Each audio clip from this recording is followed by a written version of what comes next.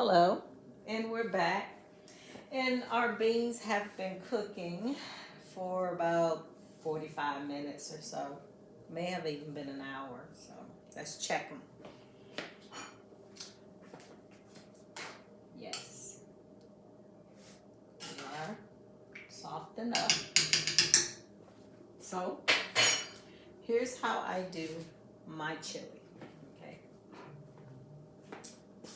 chili does require meat, but you can make meatless chili. So I use the tomato soup for lack of fresh tomatoes.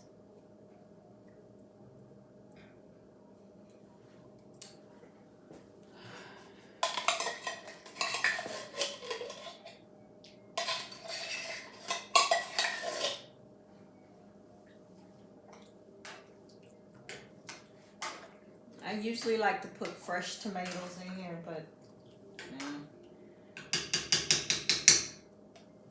so I use Campbell tomato soup. In here, we're gonna put in our garlic, our green pepper, onions, and cilantro, and little ginger here. Okay, just gonna add that in. Now I was talking about meatless chili. Now I initially planned to put turkey in here, but I always add the turkey last. I cook the turkey separately and then I add it in last. There you are. Okay, so we're gonna let this cook. Beans are already soft. So we're gonna put this back on the stove and allow it to finish cooking. Okay, let's see. See if I can show you what it looks like. Can you see? Well, there. All right, so we're gonna put it back on the stove and let it continue to cook.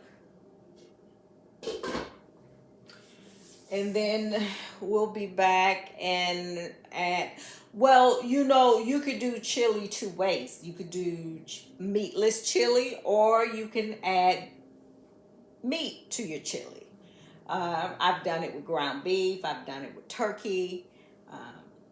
I've even done it with, cube steak. Just chop them up in cubes and put it in there.